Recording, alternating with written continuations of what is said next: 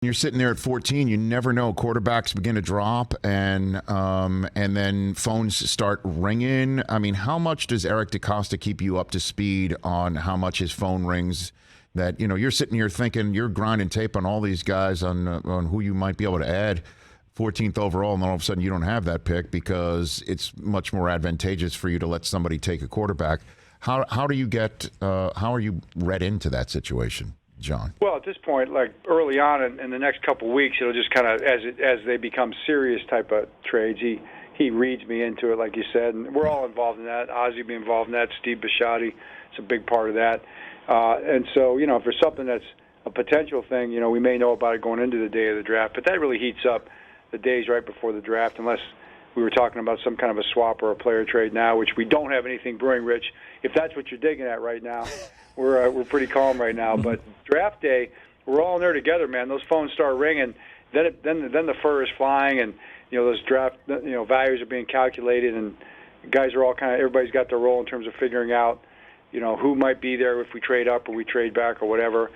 My job in that basically is just to kind of go, yeah, I'm for it, or no, I'm kind of against it, and hopefully they listen. Sometimes they do, and we just kind of roll with it. Well, why do you think I'm digging for something, John? Why do you think I'm digging? You're a newsman, aren't you? Well, all right, I'll tell you what I'm digging at. Lamar's your long-term quarterback, though, right? Yes. Okay. Of course, you think, quarterback? I can guarantee you there's going to be a big Twitter storm when I say this. Yes, sir. We are not going to draft a quarterback in the first round. That's a definite. Well, here's the thing: is that the rumor mill goes haywire in our business when something happens that we don't quite understand. All quarterbacks say they want their money. They either demand it outright, or they expunge their Instagram accounts of all fingerprints between them and the team, or have their agents send out something or whatever. I've never heard of a quarterback, seemingly, if this is the case, to say, I'll get around to it whenever I get around to it. Is that what's happening with Lamar Jackson right now? Well, in not so many words, but, he's a unique guy, and it's, people have been scratching their heads and trying to figure out Lamar probably for a long time, ever since he was a kid. And he's got his way of going about doing things, but that's what you love about him. That's what I love about him. It's get him on here and ask him, maybe he'll tell you, but I've said this before, and you say it, it's when he's ready to do it, it's going to become a priority for him.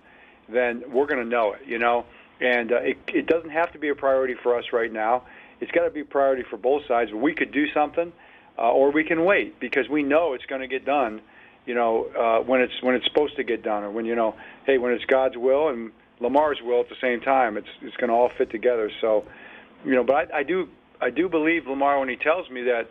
Man, he just wants to be the best quarterback he can be, and that's what he's thinking about right now. And he doesn't think he has to think about his contract. He feels like he's got time to do it. And yeah, you could argue that one way or the other, but everybody gets to make that decision for themselves. That's the great thing. That's his choice, not somebody else's. So, somebody else wants to talk. Yeah, I tell you what, all the pundits out there, if they want to give me, well, no, please don't call me. But if you want to talk about, your particular contract situation and how you're doing with your salary and when you're going to go ask your boss for a raise and all that, maybe we could, all talk about that back and forth and have that conversation. But in the end, the person gets to decide for themselves, So that's what Lamar's doing. I think it's kind of cool and funny and fascinating how everybody wants to talk about it and, speculate on it. But it's really pretty simple, I think. He's not ready, and when he's ready, we'll be ready. And when that happens, we'll have something. So, what are the conversations like with him?